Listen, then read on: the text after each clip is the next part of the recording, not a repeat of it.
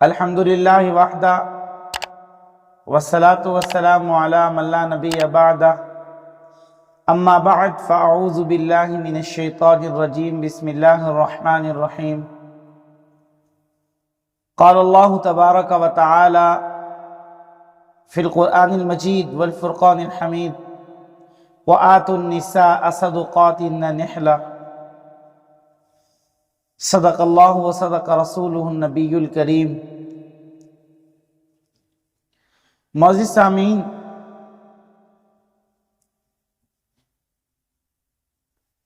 چند ایک دن سے نکاح کی بات چل رہی تھی، تو نکاح میں جو ایک چیز ہے، ضروری چیز، وہ ہے مہر۔ ہم سارے کام تو خوشی خوشی کرتے ہیں، نکاح سے پہلے ہو یا بعد۔ مثال کے طور پر ہم نے نکاح کے شروع میں بہت سی رسمیں اپنی طرف سے ایجاد کی، اور آج بھی بر صغیر پاک و ہند کی رسمیں ہماری شادی بیاہ میں شامل ہیں۔ آپ کہیں گے کیسے؟ اپٹن لگایا جاتا ہے جی۔ اب اپٹن کے اندر برادری کے چند لوگوں کو اور پڑوسیوں کو اور ادھر ادھر کے دیگر لوگوں کو انوائٹ کیا جاتا ہے۔ پتہ نہیں کیا ہوتا ہے جی، یہ ہم نے اپٹن لگانا ہی لگانا ہے، اگر اپٹن نہ لگائیں گے تو ہماری ناک کٹ جائے گی۔ تو میرے معزز سامعین، یہ رسمیں ہم ایسے طور پہ ادا کرتے ہیں کہ اپنی ناک بچانے کے لیے۔ دیکھیں، مہندی نہ کی تو لوگ کیا کہیں گے کہ یار اس کی اچھی شادی ہوئی، بھائی اس کی مہندی نہیں کی۔ تو مہندی، پھر آج کل تو ماشاءاللہ الحفیظ والامان مہندی بھی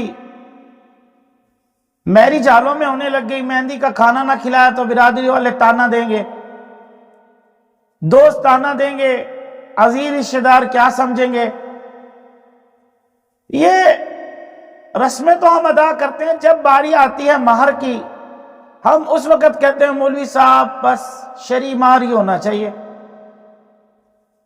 اور پاک و ہند میں اگر آپ پاک و ہند کو دیکھیں تو آج بھی چند لوگ ایسے ہیں جنہوں نے ایک ہی بات کی رٹ لگائی ہوتی ہے۔ وہ بات کیا ہے کہ مہر، ہمارا مہر تو بھائی جو تھا نا، وہ یہ تھا کہ 32.5 روپے تھا، اور اس سے 1 روپیہ بھی زیادہ نہیں دینا۔ حاشا وکلا، ہرگز نہیں ایسی بات۔ وہ ماننے کے لیے تیار ہی نہیں ہوتے۔ چند ایک نکاح پہ جانا ہوا، وہ بوڑھے آتے ہیں اور یہ کہتے ہیں بھی ہمارا مہر جو تھا نا جی، وہ تھا 32.5 روپے، اس سے 1 روپیہ بھی زیادہ نہیں کریں گے، اس کا بھی اتنا ہی ہونا چاہیے۔ میرے عزیز دوستو، ہونا چاہیے، میں یہ نہیں کہہ رہا کہ اس دور میں جو 32 روپے 32.5 روپے تھا، ان کے 32 روپے 8 آنے تھا، تو اس وقت وہ مہر شرعی اتنا ہی بنتا تھا، کیونکہ مہنگائی کا زمانہ نہیں تھا، سستے دور تھے۔ تو اللہ کے نبی علیہ الصلوۃ والسلام نے کیا فرمایا؟ اچھا، یہ حناف کا مسلک ہے مہر کے بارے میں کہ لا مہر، آقا علیہ السلام کا جو فرمان ہے یہی حناف کا مسلک ہے۔ فرمایا لا مہر اقل من 10 دراہم، 10 درہم سے کم مہر نہیں ہے۔ اور 10 درہم کی قیمت پتہ ہے کتنی بنتی ہے؟ 10 درہم کی قیمت میرے معزز سامعین بنتی ہے 3.25 تولے چاندی۔ یہ قیمت بنتی ہے 10 درہم کی۔ تو ہر حساب سے وہی مہر ہونا چاہیے۔ یہ کم از کم مہر ہے، زیادہ تو جتنا مرضی آپ دے سکتے ہیں، لیکن نبی علیہ السلام نے جو ارشاد فرمایا اور احناف کا مسلک ہے وہ یہی ہے، 10 درہم سے کم مہر نہ ہو۔ آج ہم ساری رسمیں خوشی خوشی کرتے ہیں، بس 2 باتوں میں آ کر ہم چپ ہو جاتے ہیں۔ ایک مولوی صاحب جب نکاح کی فیس مانگ لیں تب، اور دوسرا مہر۔ یہ 2 چیزیں ہیں۔ میرے دوستو، مہر کا ایک اور مسئلہ یہاں پر سمجھیں، آگے جا کے ایک بات بتاتا ہوں۔ مہر کی 2 قسمیں ہیں، مؤجل اور غیر مؤجل۔ مؤجل اس وقت ہوتا ہے کہ آپ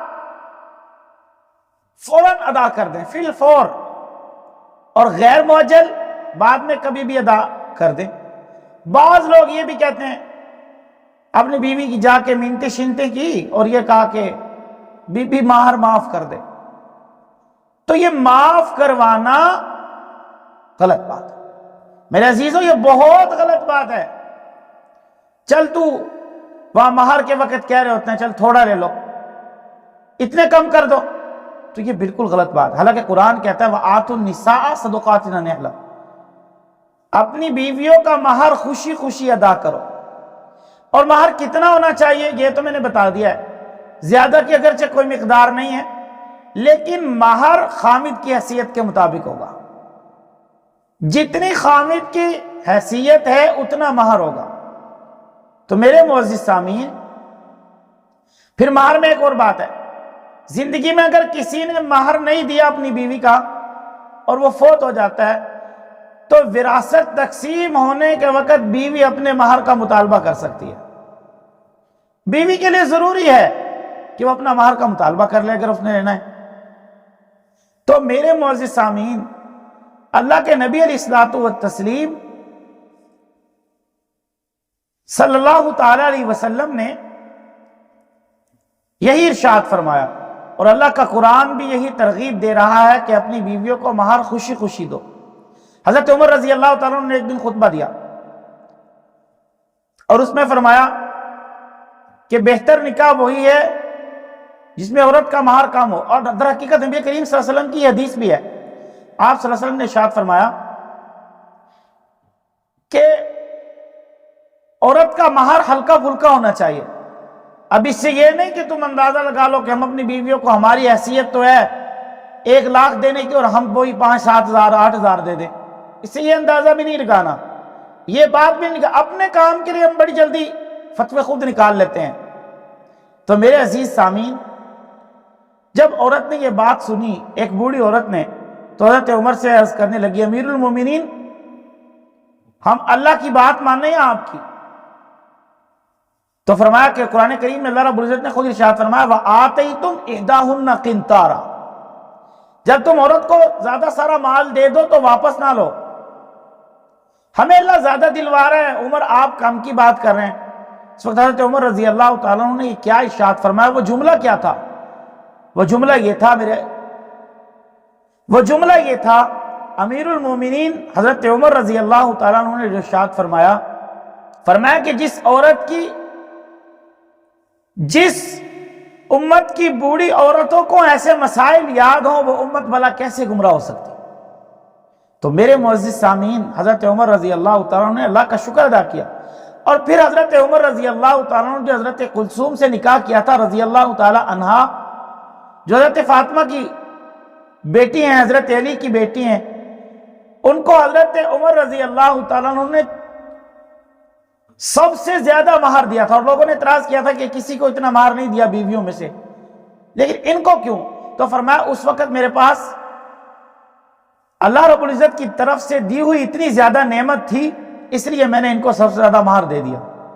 تو میرے عزیز سامعین، مہر دینا چاہیے، یہ نہیں کہ ہم بیویوں کو جا کے کہہ دیں معاف کر دے، یا مہر میں اپنی حیثیت کو ہم نہیں دیکھتے، اور یہ نہیں کہ اپنی حیثیت سے زیادہ لڑکی والے مطالبہ کریں کہ مہر 3 لاکھ لکھواؤ، 4 لاکھ لکھواؤ، 5 لاکھ لکھواؤ۔